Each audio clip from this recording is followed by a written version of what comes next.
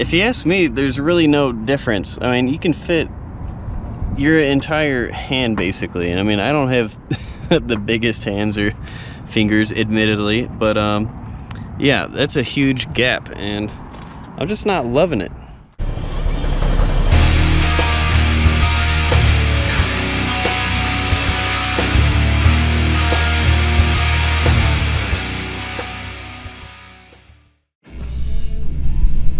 Hey guys, welcome to Faster and Louder.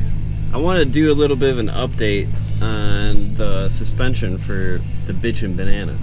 In the past, I actually acquired some Super Track Pack springs, and they did lower the car a little bit. I don't know if you've seen the video that I already did on this, but you can check that out. I'll put a little tag on the video for that. Overall though, I wasn't super happy with the Super Track Pack springs. They don't drive too badly or anything. Like, the ride isn't really any different than it was before, in my opinion. I can't really tell the difference, but they didn't really lower the vehicle very much either, unfortunately. So they did lower it in the rear more than the front, which was also weird because supposedly they were supposed to lower the front like an inch and in the rear maybe half an inch, but it seems like the rear went down about an inch and the front didn't go down at all. So I decided that I'm gonna take a different route, and initially I was thinking about just getting like some really cheap like eBay coilovers and kind of just testing it out for the sake of doing something different and more budget minded, so you don't really see that a whole lot for Challenger builds. Considering I already went through one option already and didn't really like it very much, I figured I would go a little more of a safe route, and I went with some BC Racing coilovers. I have those ordered, and hopefully they'll come in the next couple weeks or something like that, but that's what I ultimately ended up wanting to go with. So I'm going to be doing a video on the BC Racing coilovers just to kind of show the difference. So now we'll have a couple different points of comparison. We'll have the stock setup, kind of what it looked like before anything, then after the Super Track Pack springs, and then now with actual real legitimate coilovers.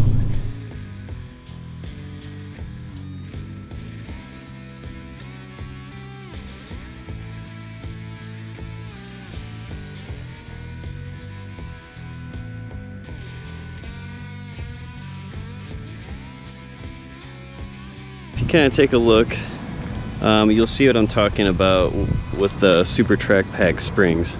And if you don't know, Super Track Pack was an option on a lot of Challengers that was kind of part of like a heavy duty suspension package. It's just lowered springs with a little stiffer spring rate. And there were some other things. I think they had like a different gearing for the differential and whatnot, but yeah, these are basically just taken from like an SRT and slapped on a regular RT like mine. But the gap here is still pretty substantial, and if you ask me, there's really no difference. I mean, you can fit your entire hand basically. I mean, I don't have the biggest hands or fingers, admittedly, but yeah, that's a huge gap, and I'm just not loving it. I mean, the rear still has a pretty good gap too, but it was as high as the front before, and you know, I would say it's about three fingers, and it's weird because it seems like it's settled a little bit more on this side, because this is like 2.5 fingers. But yeah, I'm just not super stoked about it. One thing I actually did consider when trying to decide which coilovers I should get is whether I should just go more budget oriented on this and just basically get coilovers that lower the car and not really much else, or if I should just spend just a little bit more money and get coilovers that not only lower the car but also might add a little bit of performance in terms of handling. So that ended up being the route that I took. I decided to get the BC Racing coilovers because they will lower the car substantially, but they also do provide a little bit of a performance edge, seeing as how you know, that's what they're actually designed to do. So I know that a lot of the other options out there don't really offer any kind of performance increase. It's really just for looks. It's like a cosmetic upgrade only, which is fine, because I mean, I'm not really going to be doing like any autocross or anything like that, but considering the fact that you're spending around $1,000 for a set of coilovers, I just feel like they should do a little bit more for your car than just lower it, because if I wanted to just lower the car and nothing else, I could have gotten lowering springs, which is kind of a different thing altogether. Lowering springs are nice, but it's static, which means you can't change it. You can't adjust your ride height with lowering springs. And if you want your car lower and you, like, I guess a lot of people have done lowering springs and pretty much everybody gets the same results, so it's probably a safe bet.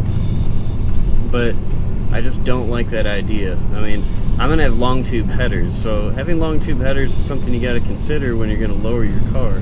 Long tube headers sit a little bit lower than stock exhaust a lot of times, and I don't want to like scrape over every speed bump or, I don't know, like cigarette butt that I cross over in the road. So if I have any kind of issues, I can adjust it without a whole lot of trouble, and I can get that extra ride height so I'm not scraping on stuff. Like if it's not super flush, I don't care. Like if there's a little bit of a gap, that's fine. I want to have the ability to make adjustments and actually get some performance out of it too. So just want to say thanks for watching Faster and Louder. I'm trying to do more videos, trying to be more consistent. I've noticed a lot of new people subscribing and watching, kind of following along with some of the things I will be doing in the future. If there is kind of a delay in new videos coming out, like for the eBay headers and stuff, I'm sorry. I'm trying to get stuff done as fast as possible. Some of it is Randy just taking a really long time with his LS2. So just trying to do everything as quickly as possible, but I really appreciate the support. Leave comments. If you're brand new, please subscribe. It's going to help me out a lot. So have a good day, guys.